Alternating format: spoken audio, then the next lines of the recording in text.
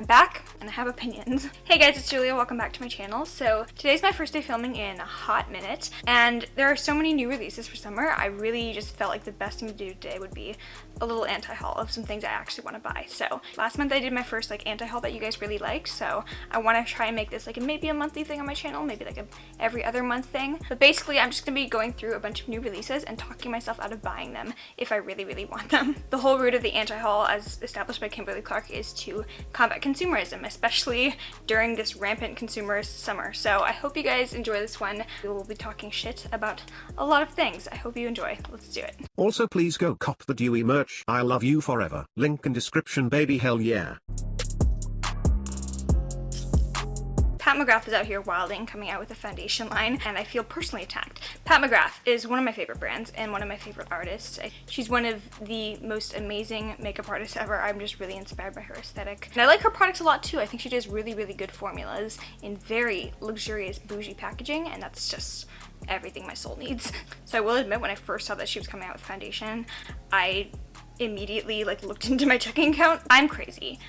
I make very irrational purchases a lot of the time, but I draw the line at a $68 foundation, especially because I don't ever really go through foundations ever. I have so many other things that I really alternate what I use day by day, and I'm never really wearing the same thing a couple days in a row. Also, I do feel like it's probably not going to be the best formula for my skin type just because I am super dry, especially right now during summer. And just if I'm going off of her other formulas in her brand, her matte trans lipsticks are the driest matte lipsticks I've ever tried. They're really good, but they're super dry. They're almost like powdery. This is just a hunch, but I feel like her foundation might be a very similar type of matte finish, which I might not like. So right now I'm committing myself to not buying this foundation, even though it's got gold on the bottle. God damn. This next one I really did have to talk myself off the ledge of because I was this close to going on Sephora.com and buying the new Natasha Denona Mini Tropic palette, even though I have vowed to myself repeatedly, you are not buying any more Natasha Denona minis because they suck. And then the deep dark voice inside of me, or as Nisa would call it, my makeup goblin, was like, I know you want it. When the big Tropic palette came out, you said you would buy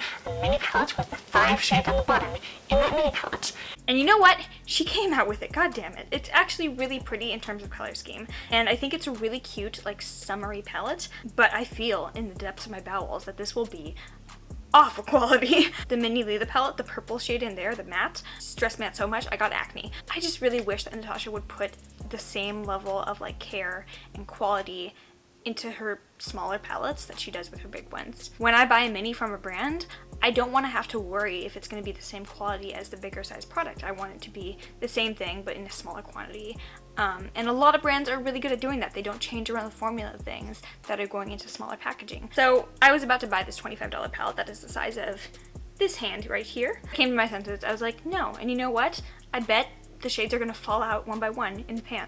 All around me are familiar faces. I'm getting very tired of super gigantic palettes. So Be Perfect and Stacey Marie Emiway are coming out with a bigger version of the Carnival palette, which I don't even have that one. And I already thought that the Carnival palette, the original one, was a pretty big palette, but they're coming out with an even bigger one. And it's just a lot. I think this would be a great investment for somebody who is a professional makeup artist and who needs literally every single color in the spectrum just to be able to play with everything. And I've heard that the formula is really good too, but I don't need a palette this big, especially because I have so many other Brights palettes. I have my James Charles palette. The Morphe 39 pan palettes are pretty much as big as I'm willing to go in terms of bigger eyeshadow palettes. So I will not be buying that one. I do think I might still want to pick up the Carnival palette, although I don't think anyone really cares anymore because it's been a while since that came out, so does anyone still want that review?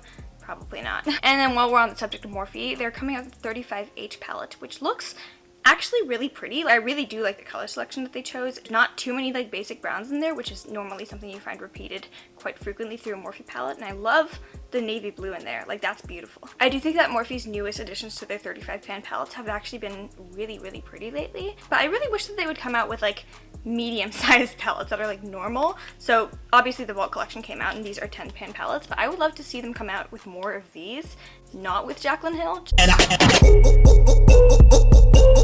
I think that'd be really cool, and I think that'd be a very nice release, but they are really going for bulks.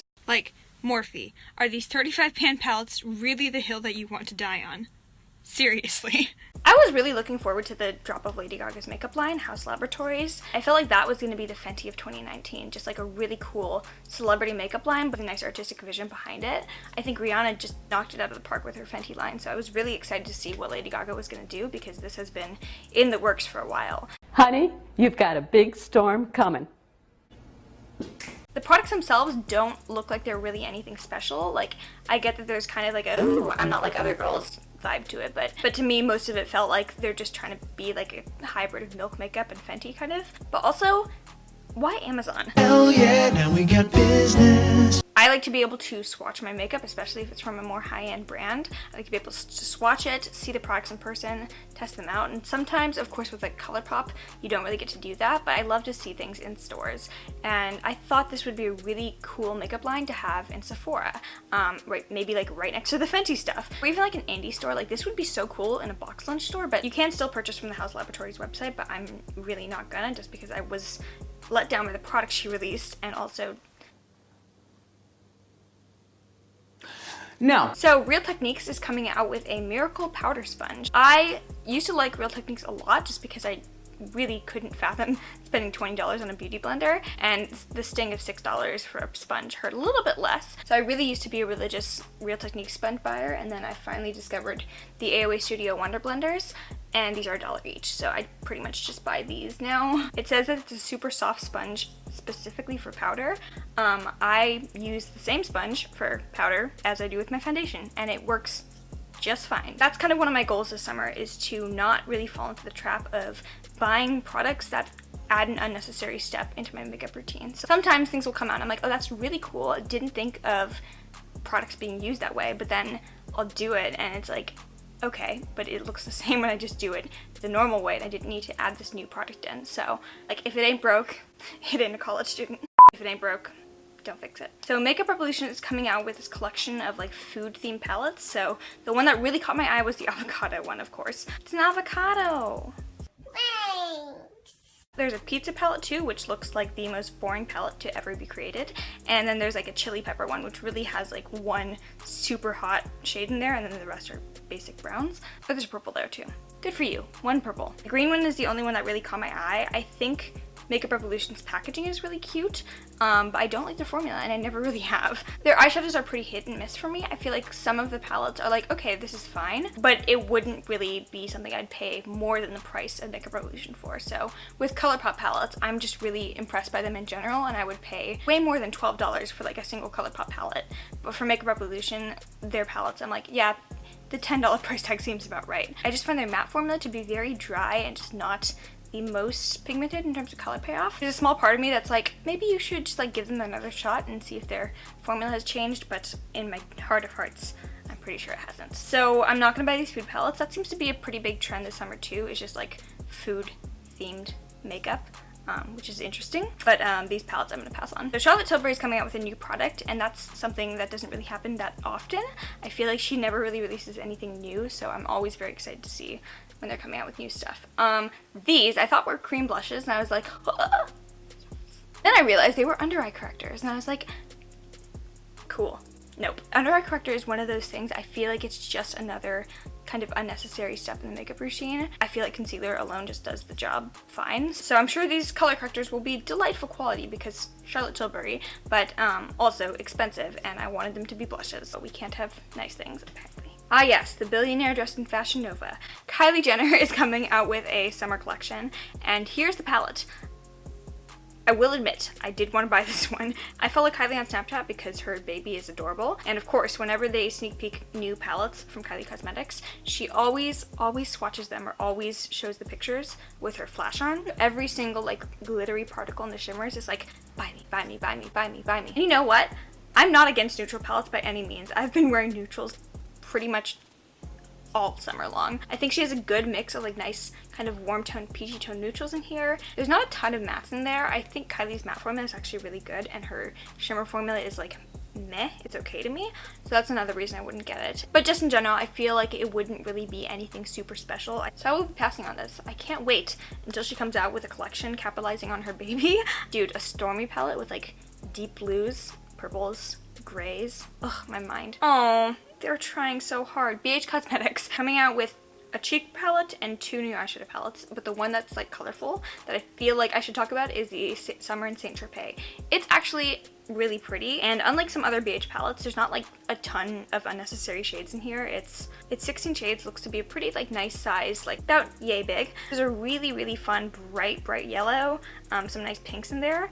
I think this is a really pretty palette, and I do kind of want to swatch it in stores because the colors that they actually selected here, because the color selection in here, especially of the mattes, is really pretty. I feel like BH Cosmetics has been very meat loop lately. Like, I genuinely forgot that they were coming out with the Zodiac palettes. I missed the Gemini one that they came out with because that's my sign, but it probably was boring, which is a travesty. And I just feel like a lot of their releases for me have been like, oh, almost there, but not quite enough to get me to go buy it or like to look out for it. I think they're fine, but I don't really think that they're anything super special, and I don't think they're going to be something that people are going to be using beyond this summer. Kimberly Kardashian West is coming out with this awfully named collection called the So Fire collection. Or wait, no, I gotta do the Valley Girl voice. So Fire, because she spelled so with 3 O's. And I really don't like that because my brain just reads that as Sue.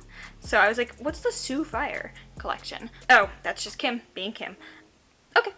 Actually, for the most part, besides kimono, really like the KKW Beauty overall vibe. I just kind of like that it's more like the grown-up sister chic releases. Tried 2 products from the makeup line, the Ultralight Gloss and the concealer, both I like. And the Crystal perfume is something I wear almost every day. So I've been wanting to try her eyeshadows for a while. I thought that the Mario palette was going to be something I was going to buy just so I could have it with my Anastasia Mario palette and just be like, oh my god, I support Mario to deep and Novik and everything he does. I never really ended up getting that one just because that was the year of neutral palettes with a blue pop and I was kind of over it. I really liked the Cherry Blossom one, but it looked pretty much the same as the other palette she had, which was brown. And then I've just been waiting for her to come out with a nice eyeshadow palette that looks different from what she's already released because I feel like a lot of her palettes have looked vaguely the same. So Fire palette pretty much looks like a diet version of the Naked Heat palette. I actually hear really good things about her eyeshadow formula, so I really do want to try it, but it's like she doesn't want me to. Like, Kim, we been knew about the warm tones.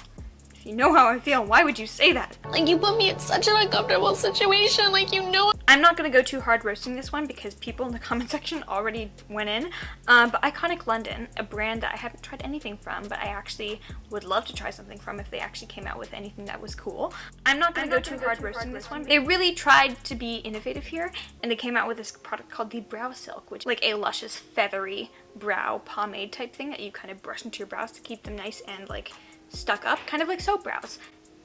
The thing is, you could use soap. Wow. Soap I use is this cheap one that I nabbed from a hotel. It cost me nothing. And then I take a little spoolie that I got from Sephora for free and just kind of like, boom, brow silk. Oh god, Wet n Wild is wild, and I'm not a huge person for Wet n Wild in general. Like, I don't have a ton of their products anymore. A lot of the beauty community is still very mad at Wet n Wild for selling in China, although it seems that they are still cruelty-free. If you are confused about that, I will link a video by Unnatural Vegan where she kind of explains how Wet n Wild has been selling in China but are still technically cruelty-free. But they were being very misleading about it. Personally, for me, I just don't really buy from Wet n Wild in general just because I've never really loved their makeup products that much. But they do come out with really fun collections, and I love seeing like the theme that they pick per season. This season, it's Pac-Man. And I'll talk about the colorful eyeshadow palette, I guess. It looks nice, but I've tried Wet n Wild's colorful eyeshadows. And the matte shadows for me were kind of like how I feel about Makeup Revolution. Like, it's decent, it's okay. You just have to put a lot of effort into getting them to look nice on the eyes. You can get there, but it takes a lot of work. So the Pac-Man collection is a pass for me. I'm so dumb. I was talking about the brand Juno & Co. the whole time, but I never said Juno & Co. Juno & Co. Of course they're coming out with a yellow beauty blender, and of course I definitely stopped and screenshotted it the second I saw it on my feed because it looked like a lemon drop, and that's adorable. Until the first time you use it with foundation and you get beige stains on it, and then it just stops looking like a cute little lemon drop that you have, and it just starts looking dingy. I would love for AOA to come out with yellow blenders, but until then I'm perfectly happy with my disgusting pink ones. And then just to inject some positivity into this anti-haul here, I will say a couple things that I am planning on getting because goddamn, there's a few. Whatever this Fenty Beauty complexion product is, if it's dewy, I'm buying it. Really interested in these M Cosmetics serum blush drops. Those look super, super cute. Like the packaging, yes, it gives me some like nice Korean beauty vibes. Really love, obviously, cream blushes because I'm a the Charlotte Tilbury new foundation. You know I'm gonna be there. I think that's it. I think I've successfully restrained myself from everything else. All right, I'm gonna end the video here because I am in so much pain. If you like this one, please give it a thumbs up. Make sure you are subscribed down below and also follow me on Instagram to see makeup looks like this. Posted more now that I have full use of my arms again. I'm not like a T-Rex anymore. If you'd like to join the Glow Hose, you have a few days left to purchase the dewy merch. Again, I'm still not sure if it's going to be limited edition or not. I'm still trying to figure it out. So as of now, I'm going to say it's like limited edition, but I might bring it back if people are mad. I don't know. I don't know what I'm doing at all. I've enjoyed filming this today because it's been quite a while since I have, and I hope you guys enjoyed this one. And if you made it to the very end of this video, you opalescent water fairies, you get the bonus meme. Goodbye.